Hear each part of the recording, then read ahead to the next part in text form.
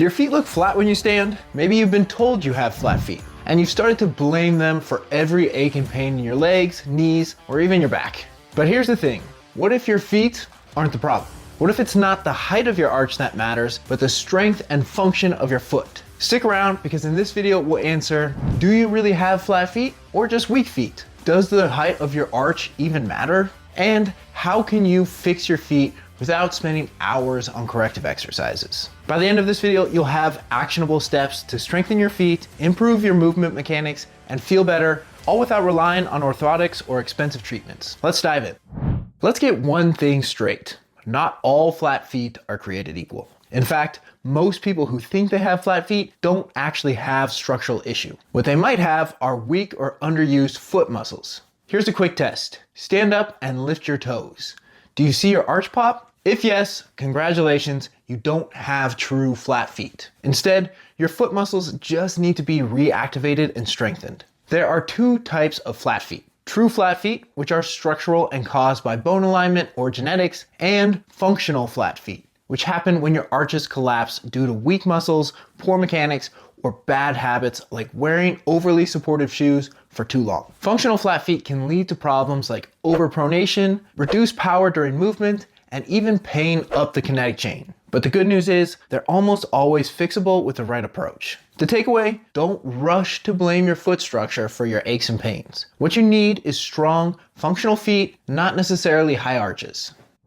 Here's a myth we need to bust. The height of your arch is not the end-all be-all of healthy feet. High arches, low arches, it doesn't matter nearly as much as how your feet function. The real question isn't how high is your arch, but rather, are your feet strong and stable enough to support you during movement? Your arch isn't a static structure. It's a dynamic spring designed to compress and rebound as you walk, run, or jump. If your feet lack the strength to control this movement, even a high arch can lead to problems like instability or pain. And if you have a lower arch but can control it during movement, guess what? That's far healthier than a high, rigid arch that doesn't allow proper mobility. So does arch height matter? Not as much as you think. What matters is whether your feet can adapt, stabilize, and support your body during every step that you take. But what happens when your arches do collapse? Let's look at how it affects your movement mechanics and what that means for your entire body.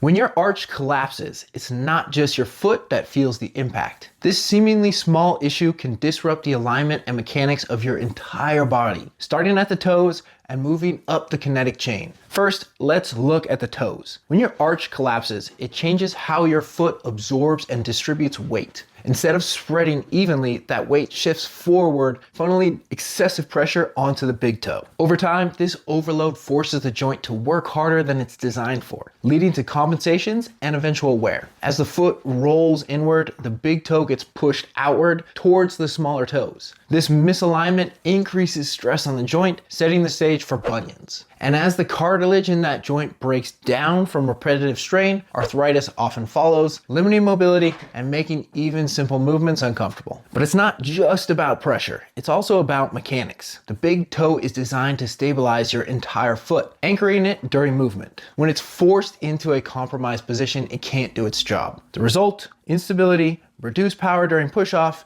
and strain that travels up the kinetic chain.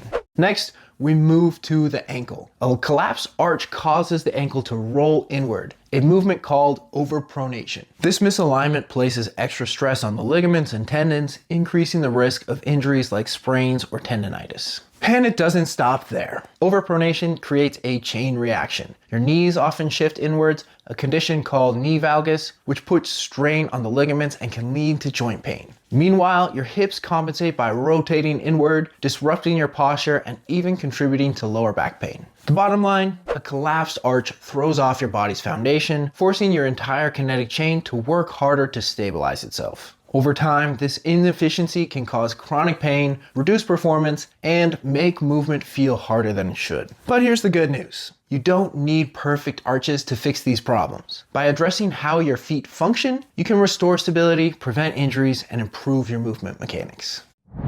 And no, You don't need a complicated corrective exercise routine to fix a collapsed arch. The key is incorporating simple, effective habits that strengthen your feet and improve how they function during everyday movements. Toe spacers might seem gimmicky, but they're a game changer for restoring proper toe alignment. By gently repositioning your toes, they help activate the small muscles that stabilize your feet, especially the big toe. This can reduce strain on your arches and even improve your balance over time. Your feet were designed to move freely and adapt to different surfaces, but modern shoes actually limit that ability. Going barefoot, whenever it's safe, helps strengthen the intrinsic muscles of your feet and improves proprioception, or your foot's sense of position in space. Balance and stabilization exercises are one of the most effective ways to strengthen your feet. For example, a single leg stand challenges your foot to stabilize the entire body, while exercises like lunges or planks engage your foot muscles as part of a functional movement. Finally, during any lower body exercise, focus on squeezing the floor. Actively press your toes into the ground, engage that arch, and imagine spreading the floor apart with your feet. This not only strengthens your feet, but also improves your stability and power during your movement. By making these small changes, you can restore function to your feet, reduce strain, and prevent the issues caused by a collapsed arch. Fixing flat feet isn't about chasing the perfect arch. It's about creating strong, functional feet that support your body through every step, squat, and stride. Here's what to remember. Your arch height matters less than how your feet function. Problems like bunions and big toe arthritis often start with poor foot mechanics, not just flat feet. Small changes like using toe spacers, going barefoot, and focusing on balance and stability can have a massive impact. These aren't just quick fixes, they're sustainable habits that you can easily integrate into your daily life or workout routine. Strong feet lead to better movement, less pain, and more confidence. If you found this video helpful, hit like, subscribe, and share it with someone who needs to take control of their feet. Let me know in the comments what you're trying first, and I'll see you in the next video.